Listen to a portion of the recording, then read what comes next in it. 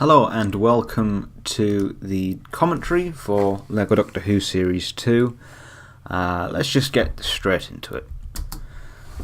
Because we have 40 minutes of stuff to get through this time, as opposed to half an hour of stuff for Series 1. So we're in for the long haul, I'm afraid.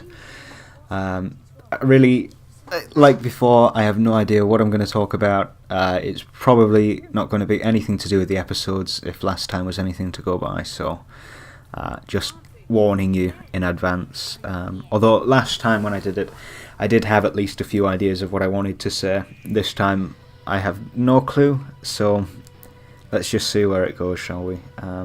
So yes, obviously Series 2, I want to say this was 2012, but I don't know for sure. I probably should have checked before recording this, but that would have been far too logical. So yes, about a year since Series 1. Obviously some technical improvements, which you can see as of now. Different camera, which was the IPEVO point of view camera, as opposed to the UHD web camera, which just had a bit better quality. It was a bit more dynamic in terms of the stuff I could get. I could get lower shots, the shots more on the eyeline of the figures. Although some of these are still quite high angles, but the UHD was like, you couldn't get it even close to the eyeline. So this was an improvement in that sense. The one thing, obviously, it did do was it clipped a lot. It was quite overexposed, and now that will be partly because I had no idea how to actually light anything, but partly as well the limitations of the camera itself. But yeah, other technical improvements, things like the visual effects, as you can see there, a little bit more, shall we say, well developed. Still obviously not perfectly finished, but better than the Series 1 at any rate. So yeah, the Master is so improved visual effects. Obviously, I can't imagine being able to have pulled that off in Series 1, and at least there you can tell what the shots were. Obviously it's something that I feel I could do better now, but that's just natural. I wouldn't change too much, to be honest, in terms of that little sequence there. But yeah, the Master is obviously the presiding antagonist over the entire series, even though he only really appears in episode 1 and 5. But yeah, the Master is such an interesting character, and obviously in the recent years with Missy has been developed even further. I was certainly in the camp at first that wasn't too fond of Missy, and it wasn't really till Series 10 that I actually started to quite like her characterization, because it wasn't until Series 10 when it was certainly alluded to in Series 8 and 9 that she was going to make a turn, but obviously that didn't really happen until Series 10, and that was the Series 10 finale was just absolutely perfect. I genuinely wouldn't have changed anything about it, and I'm in the camp as well that really liked the Christmas special that year as well. I know a lot of people didn't like it, but no, I thought the whole kind of trilogy, I suppose, of World Enough and Time, The Doctor Falls, and I want to say it's called Twice Upon a Christmas, but I can't remember. It's either it must be Twice Upon a Christmas, surely. It's something like that. Anyway, you know what I mean, the Christmas special with David Bradley. But yeah, that trilogy is a finale. I rate it very highly. But yes, the Master is a really interesting character. Makes a return in Point of No Return, obviously.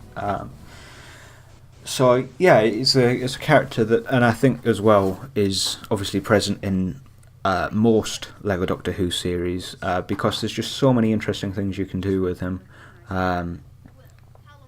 So it's it's definitely something that and I hate to keep saying this, but in retrospect, if I'd have done it differently, I'd have fleshed him out a bit more. I'd have probably serialised the series, just because, obviously the limitation of doing a Lego Doctor Who series on YouTube is that you're usually, and this isn't always the case, but usually the episodes that you produce will be 10 to 15 minutes, if that. I know most of mine. Well, in Series 2 they got a bit longer, but even before then, you're looking at 6 to 8 minutes, usually, for a whole episode of Doctor Who. And so obviously you're condensing down what would be 50 minutes of screen time on television. Obviously there are some exceptions, so to take an obvious example, Matt does longer form episodes, still not TV length, but longer form, 20 to 30 minutes. But even then, you're still trying to compress a lot of data into a very small amount of time. So that's the big limitation of producing, I suppose, producing a web series generally, as opposed to a television series, where you've got a lot more freedom in terms of the time period you can depict. So yeah, in retrospect, serialization would be the way to go, so that even if you are doing 6 to 8 minute episodes, it all forms one long story. And that it doesn't really work in stories this short when it is you're kind of telling the story of the Master, which is in episodes 1 and 5, and episodes 2 and 3 are a different story, entirely unrelated. Episode 4 and what was going to be episode 5 that never got made, which I'll talk about a little bit later, were their own self-contained stories. Episode 4 of this series obviously introduces a bit more characterization for Seth, which was much needed, and I'm glad that's the episode I chose to save over the Dalek one. Yeah, definitely.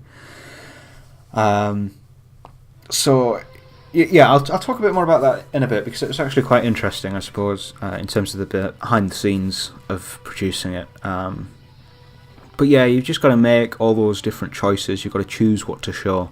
And I think that the best way to do it is to serialise, to choose one story, to flesh it out, to say, right, I'm going to write 40, 50 minutes, an hour, 90 minutes, whatever. I'm going to write this story, break it up into individual episodes, and that's it. So that would be the way I would approach it if I was making another series, which I'm not. It would be nice to revisit, but if I ever do revisit it, and that's if, because I have some ideas, and I've said this before, and I'll probably keep saying it for a while, is I do have ideas, and I want to get them realised in some form, especially now that Point of No Return is done, because that's part of the reason why it's taken so long to get any form of content out on the channel at all, really, is just that was my background project. So last year, for instance, I think I released 3 videos on the channel, but I did a lot of work. I got the whole battle sequence done for Point of No Return, in essence. Not the whole series, but most not the whole sequence. That's the word I'm looking for. Not the whole sequence, but most of it I got done last year. But obviously you didn't see any of it.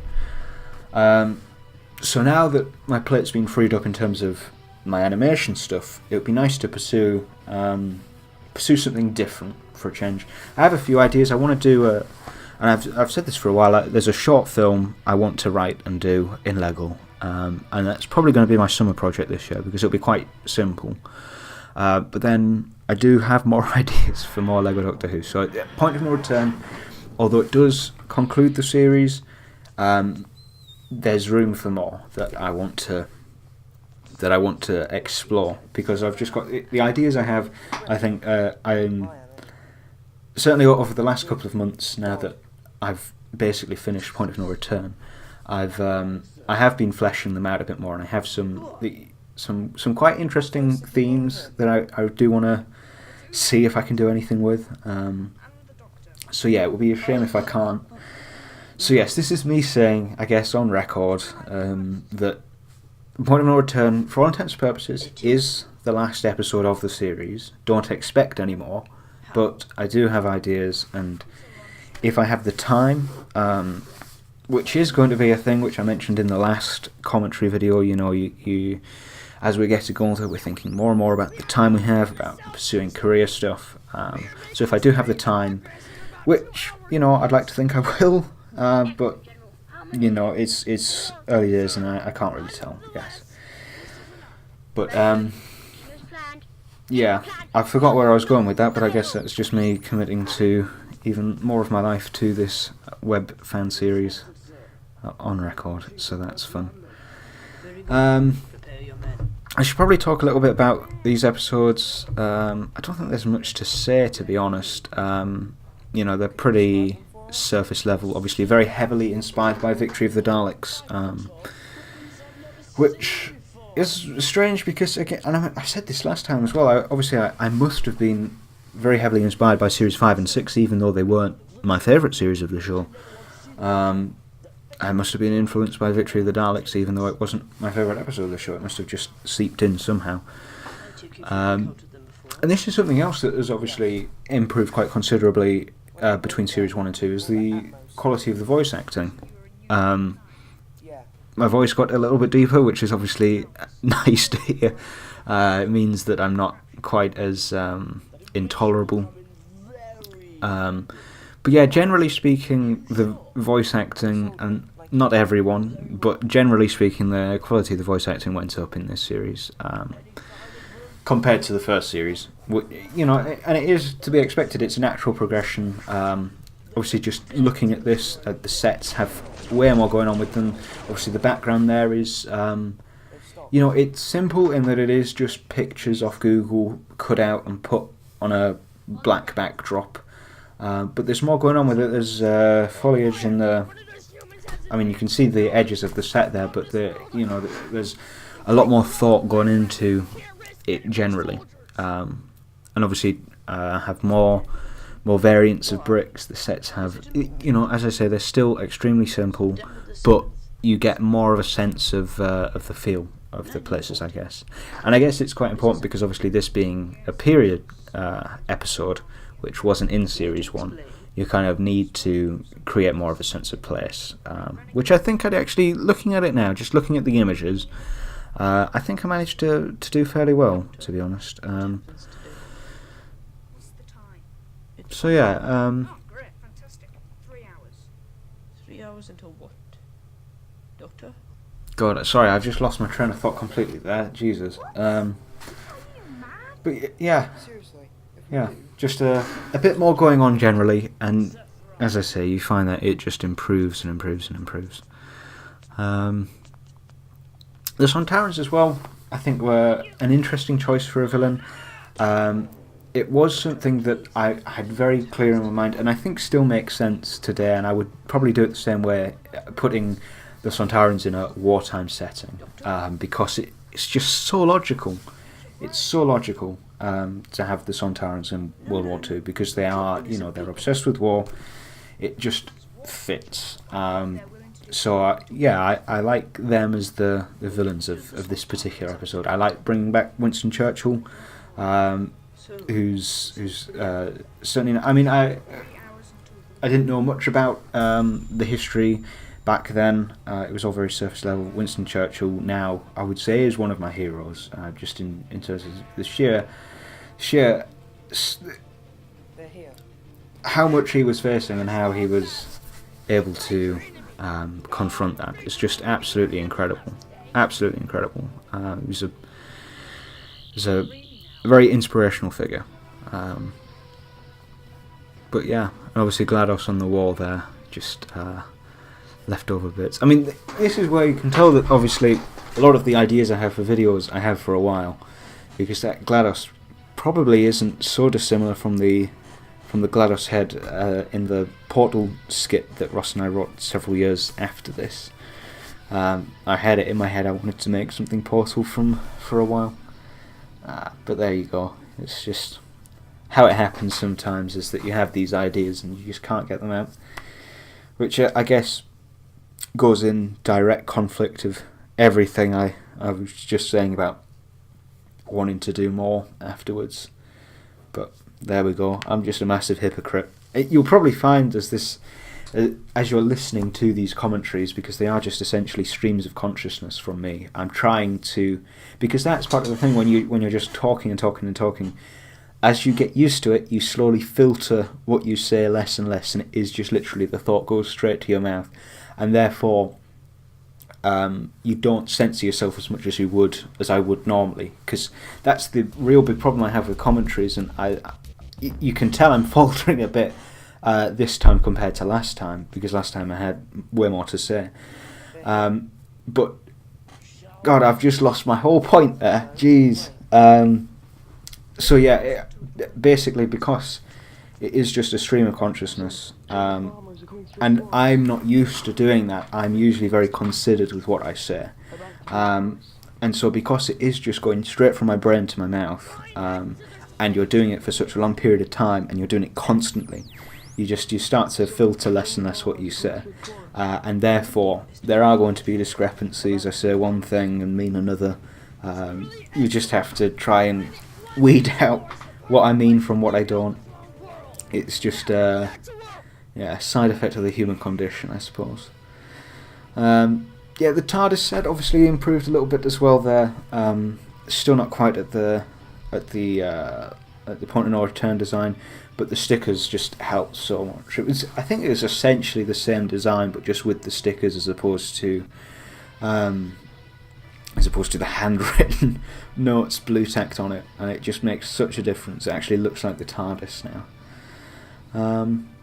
But yeah, this episode, obviously I'm jumping ahead a bit now, but the sequence at the end where they're fighting the German bombers with the cannons on the rooftop, I think, generally just this whole episode in terms of how it was done, I probably wouldn't change a whole lot in terms of the story. Obviously, things like the set design. The set design is a big one, and it is one that I notice, and the lighting too, because it was just basically the same lighting setup throughout the whole episode. Interiors, exteriors didn't really matter. It was all just sort of the same lighting setup. So it would have been nice to do something a bit different, to say this is obviously night that the blitz is happening, as opposed to the middle of the day. But yeah, it's just little things like that I would change. I say little things, obviously quite considerable things. But yeah, the plot itself, and I mean, I'm saying this, I'm only half paying attention to this in the background, so I can't really remember the specifics. But just from memory, I probably wouldn't change around too much. I really like the whole setting up on the streets, about to storm the building there.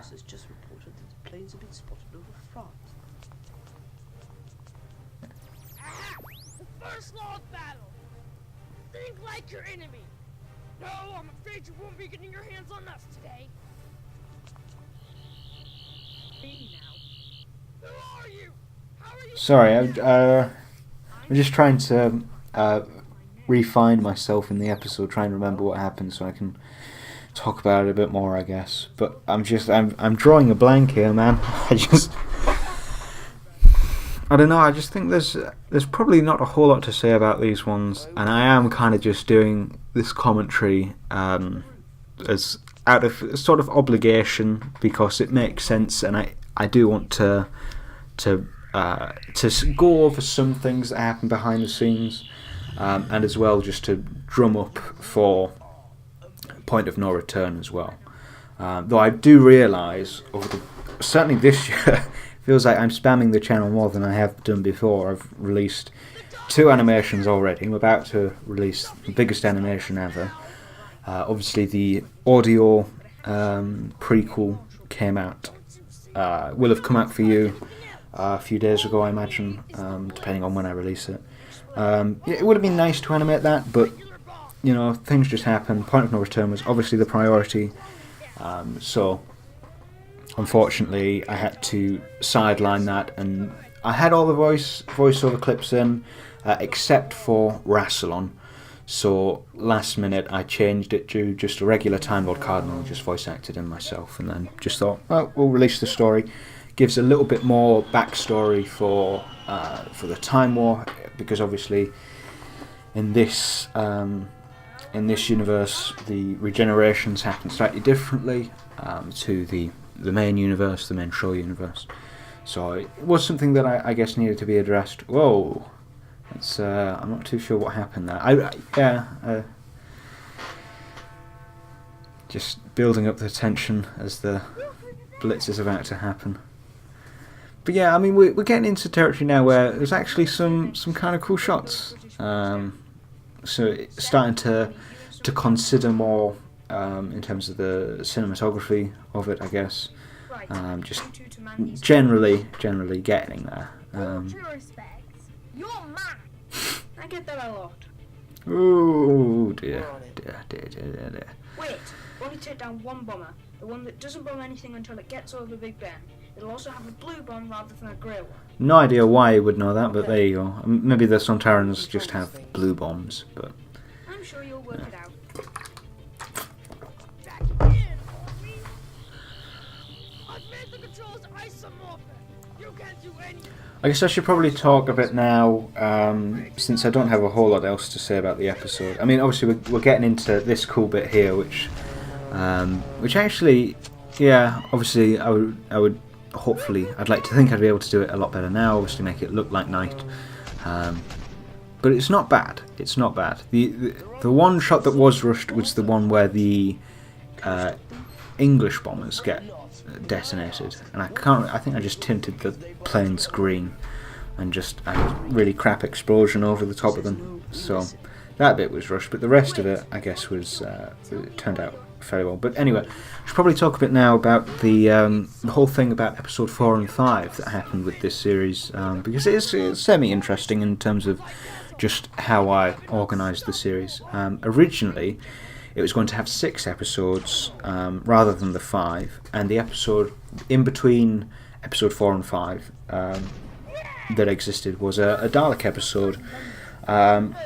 And just from memory, it was basically the Doctor and Seth land on a... Yeah, that's the shot I'm talking about there. It's just a bit rushed. Basically, the Doctor and Seth land on an alien planet with a mining facility. There's a rich businessman and his sons operating it.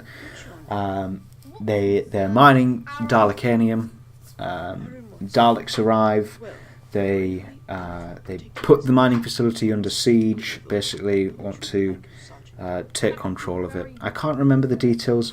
The one big thing about it was that the rich businessman and the sons had hired Captain Jack to be kind of like an advisor to them.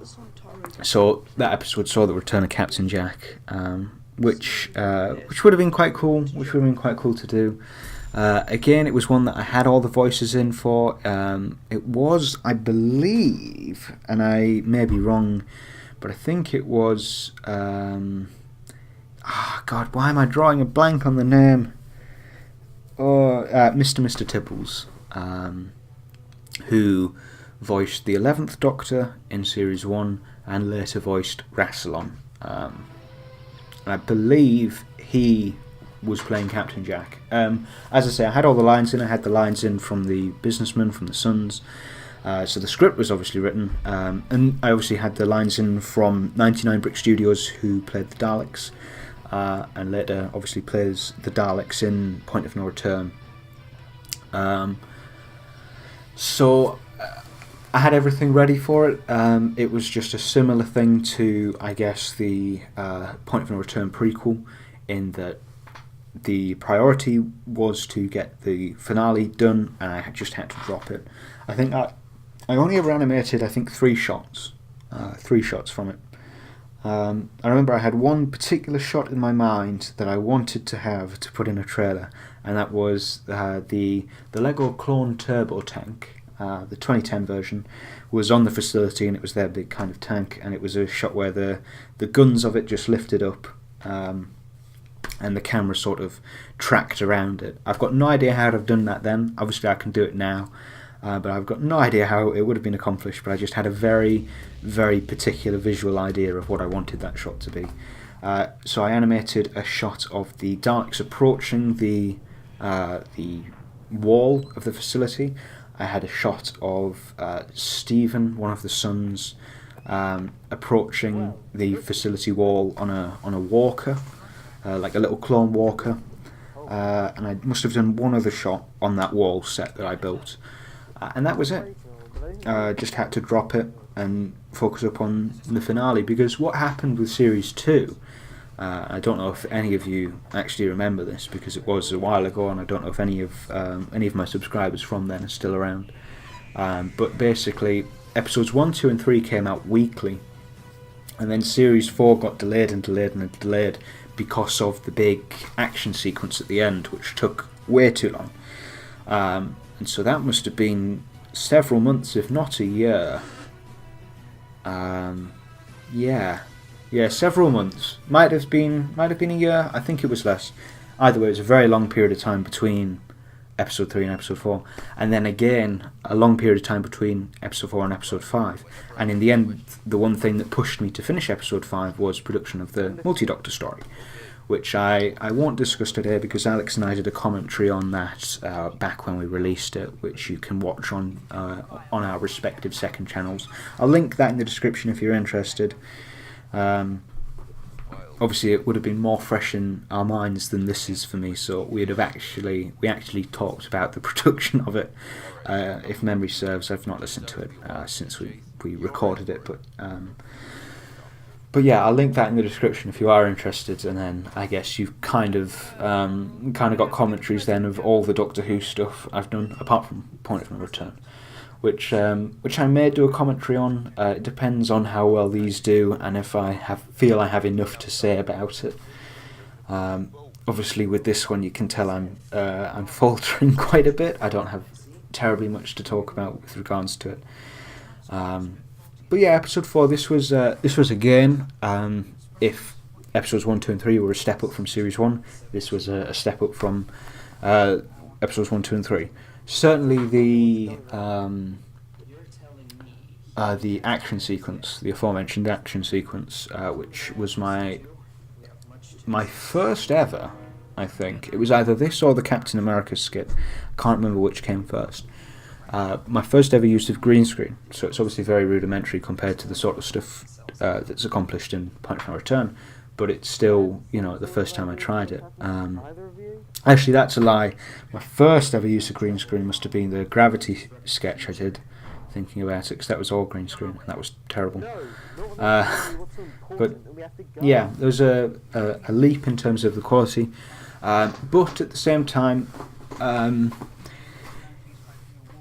trying to think now if because there's a set in this episode that reappears in Point of No Return, and I think you see it in the first trailer I did for Point of No Return. Certainly you'll see it in the actual episode when it comes out in a few days. But there's a set which was the interrogation room set from the previous scene, which appeared in Point of No Return. Now, I can't remember, because I originally shot that scene for Point of No Return on the exact same set that I used for this. So I'm thinking that I must have had some sort of idea of the script by this point. I must have done. I could be misremembering as well, because let's think, it's 5 years ago, but I just have a distinct impression that I shot that scene, because I shot quite a lot of Point of No Return on the... not quite a lot. I shot an amount of Point of No Return on the IPEVO point of view, the camera that you are seeing here. And some of that footage is actually, you can see it at the end of the Multi-Doctor story on the Next Time trailers. We did a Next Time trailer. Alex put together some shots for his Series 2. I sent through some shots from Point of No Return. So you can actually see, I think it's just 2 or 3 shots from the original shoot, I guess, of Point of No Return. I quite like this set as well. Obviously, it was very heavily inspired by the Breaking Bad lab at that point, with the canopy. No, is it canopy? Yeah, canopy, balcony, whatever, and the stairs leading down, and then obviously the workshop below. So yeah, just improvements across the board. That's my buzzword this time. Last time it was retrospectively. This time it's whatever I just said. Across the board. Yeah, more action stuff. This one, the long take that happens when Seth gets in the door, and even that shot is all right. Obviously, the action could be done better. This shot I kind of like, and it obviously the camera shakes around quite a bit, but that's in action. The advantage of the IPEVO point of view being as versatile as it is, you can move it around quite a lot, whereas the DSLR I use I have to track up if I ever want to do any camera moves with it, which isn't a bad thing. It means that I'm a lot more precise in terms of the camera moves I do with it, but you can still improvise camera moves with a DSLR. To take an example, the Tron shot that I just released for Brick Film Day, that was entirely improvised, which may come as a surprise, I guess, because it felt quite choreographed.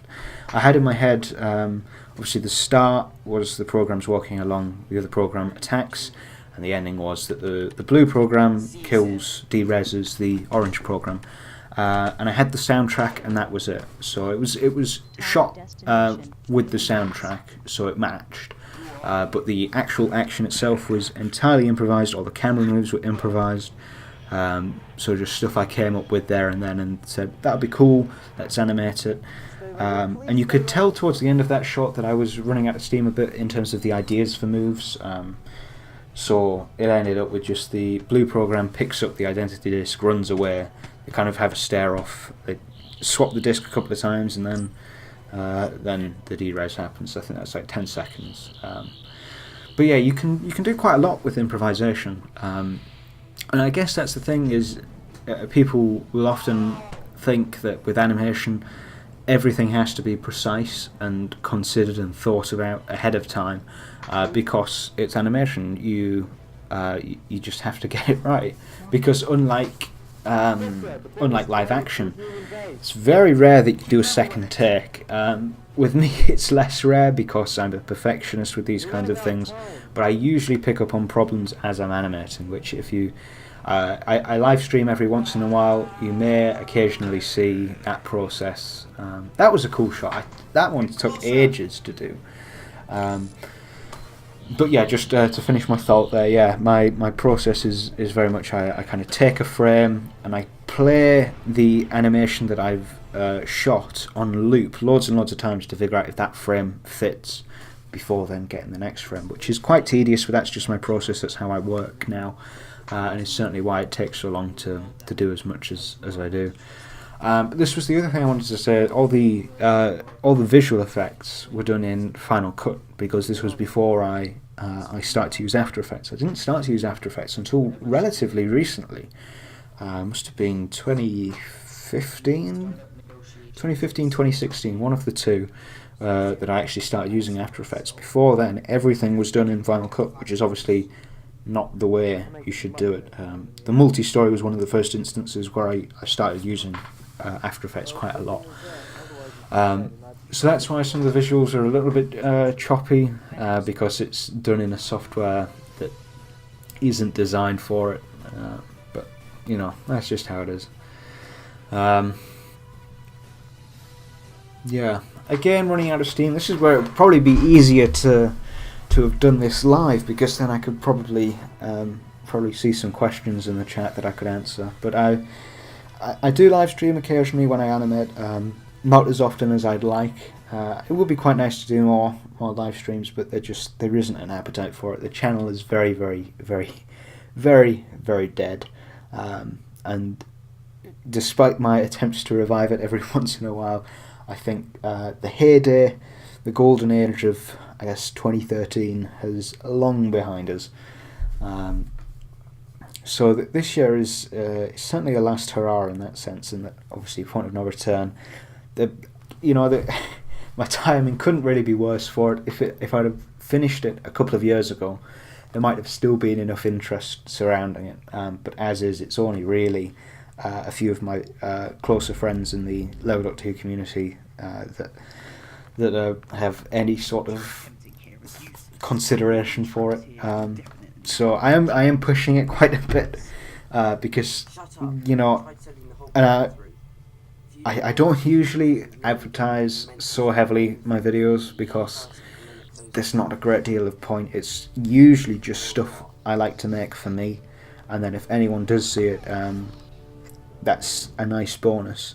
But with this one, because I have a slightly different approach to it, because I have spent so long on it, and it's been a part of my psyche for 5 years now, and I've put so much into it. I kind of do want a lot of people to see it. So if I am pushing it hard, apologies, but you know, that's the rationale for it. And this was a new title sequence actually that was originally designed for Point of No Return, but obviously it took so long to get Victory of the Master out that I just ended up using it on that as well. Victory of the Master as well is an interesting one in terms of how it was done, because originally, and this would have been such a piss poor finale. Originally, it was written that, and I'll talk about this more when you actually see it on screen. But basically, after this scene, that's it. They defeat the Master, and that's it. It would have literally been like a 3-minute finale, which is ridiculous. So I had to retcon a lot of it, which is why some of it perhaps seems a bit forced, and I alluded to this in the Series 1 commentary. Where is the ring? So Where is it? basically, at this point in the original script, they kind of just defeat the Master and that's it, they go home. But in this... no, that's not right. That's not right at all. Sorry, I'm chatting absolute waffle. This all still happened in the original script. But what happened was, so obviously the Master gets the ring, he unleashes his absolute chaos, he destroys half the planet. Well, then the Doctor and Seth go back in time and they stop him, and that's it. And that wasn't very interesting because it would have just been like 5 minutes. So what I ended up doing instead was they go back in time, they try to stop him, but they fail again. And they realise, well, this was actually a fixed point in time all along. So they have to find another way to stop him, which is, from a story theory point of view, is the sensible thing to do, definitely, because it just didn't have enough legs on its own. So yeah, this scene remains unchanged from the finished film. So it's kind of like, right, we can go back in time and we can stop him, and that'll be it. So yeah, added in the whole kind of end sequence on the space station, which was for the better. I think it was actually quite an interesting scene. I just think that the resolution that the Doctor went back to Gallifrey and made the rings, and it turns out that they, you know, and the more I think about it, the more holes I can poke in it, because why would the Doctor work with Rassilon to produce this super weapon, and why would a better way of doing it, just off the top of my head right now, would have been for the episode to delve into the actual origin of the rings, which has nothing to do with Gallifrey. They go back, they kind of let it happen because it's a fixed point in time, but they add in the vortex manipulator secretly, and they use that to send the Master back to Gallifrey. And that would have been, I think, yeah, in retrospect, probably a better way of doing it. Although the reveal that the Doctor made the rings is kind of cool, kind of neat. I just think in retrospect there should have been a better way of doing it. But yeah, so in this version, obviously the Master steals the TARDIS, and this actually fixed, which the Doctor says in his dialogue here, which actually fixed a big problem, which was how did the Master get to T'Pana in the first place to steal the second ring? And now they know that he took their TARDIS, and it appears in the space station in the last scene. So it actually, you know, generally speaking, worked out for the better. Unfortunately, it worked out so well in the time that I did pretty much the exact same thing for Point of No Return, in that Point of No Return's original script had a fine ending. It's a fine ending, but it felt a little bit lackluster. So I went back and added another 5 minutes. No, it was a bit longer than that actually. About 7 or 8 minutes added. That was a similar sort of thing as Victory of the Master, in that it's a conversation scene really. And I used the exact same piece of music that I used in Victory of the Master, which was it's a piece of music called White Walkers, which was used in the BBC trailer for the Winter Olympics. I can't remember what year. I just remember it was quite cool because Charles Dance did the voiceover, and at that time a lot of Series 8 fan trailers used Charles Dance's voiceover because the rumours were Charles Dance was going to be the next Master, which I think would have been cool and probably cooler than Michelle Gomez, but obviously that worked out really well in the end. As I said at the start, Series 10 finale was absolutely incredible. But it would have been nice to see Charles Dance as the Master. It would be nice to see Charles Dance in Doctor Who, to be honest. But if it's not meant to be, it's not meant to be. I just think he's a terrific actor, and I want to see him in more things since Game of Thrones. Because he hasn't really been in terribly much, and the stuff he's been in a lot of stuff, but he's only ever been in kind of like really supporting roles, which is a bit of a shame. I mean, it feels like a bit of a waste of him. But I know he's more of at least as far as I'm aware, he's more of a stage actor. So that makes sense. It just would be nice to see more of him, I guess, is what I'm saying. But yeah, this whole scene at the end, I do think added quite a lot, and obviously sets up. I want to say it sets up a plot point, but it doesn't. It sets up a footnote in Point of No Return. And I said this in the Series 1 commentary, but I've been thinking about it in the 2 weeks since. Basically what I said was something to the effect of, it would be nice if some of the plot points that I set up in Series 1 and 2 I actually did something more with. So obviously Seth becoming Commander Alexander, Seth's blood meaning something more, and the answers to those questions are in Point of No Return, but they're not the Point of No Return. It's not part of the story of Point of No Return. And I said that on balance, it probably would have been better to make the stories about those things. But actually, I don't think there's enough there to sustain it. I think there's some cool reveals, and obviously it's a few days out still. So I hope you guys enjoy some of that stuff. But it's not what the story is. It's tricky because to be fair, it probably would have been better if they were more significant plot points, rather than just the footnotes in the last 2 minutes of the episode. So for most people watching this, Point of No Return will probably already be out, but for those of you who are watching this beforehand, just to let you know, it's the runtime is I think 33 minutes, and of that, 29 minutes will be the actual story. 2 minutes at the end will be the resolution to some of these plot points, and then 1 minute of credits. But I don't think that's a bad thing, because Point of No Return, it really does stand on its own. You don't even have to have watched Doctor Who or Lego Doctor Who in any form to enjoy it. So it's really quite accessible in that sense. So yeah, and I think as well, if those things were made part of the story, because a lot of people won't have even seen series. Certainly, most people won't have seen Series 1. A lot of people won't have seen Series 2. It's probably for the best that it is its own self-contained story. So yeah, and I really like that trailer as well. I spent quite a lot of time cutting that together, and I think the shorter trailer is the best way to do it. But yeah, the Multi-Doctor story, as I say, I'll link to the commentary Alex and I did when it came out. I'm still pretty proud of the Multi-Doctor story. I think it worked as a good kind of bookend for Alex's series in between Series 1 and 2, and obviously we managed to do a lot of interesting stuff. We managed to fit in a lot of things that we otherwise just weren't able to put into our series that we might have wanted to. Things like Omega. And obviously, if you guys haven't seen, Phipps Movie Productions at the moment is doing a kind of mini-series about Omega. So do watch that. It's actually really good. And I'm not just saying that to try and brown nose. It's really quite engaging. So and I have a part in it as well, just to plug it there. But yes, that will do it for Series 2, the Series 2 commentary.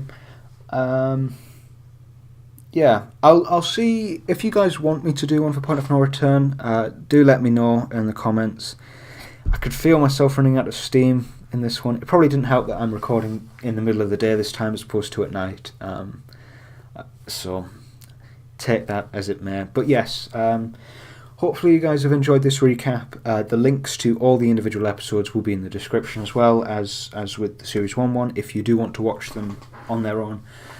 Hopefully this has been a good recap to some extent in terms of what's to come in Point of No Return. As I say, Point of No Return is pretty much its own standalone story, but there are a couple of things at the very end that do tie back to Series 1 and 2. And I hope you guys enjoy Point of No Return. It has been over 5 years of my life in the background, ticking away at this project. So yeah, I want to say as well, before it comes out, do temper your expectations. It's not fantastic. It works for what it is, but the script is old. We came up with it around the same time as Series 2, so expect that kind of caliber in terms of script. Technically, I think it's easily the best thing I've ever animated. So yes, I hope you guys enjoy it. And yeah, that's it from me. I'll see you guys after Point of No Return comes out, which is a scary thought because it has been with me for so long. But yeah, enjoy.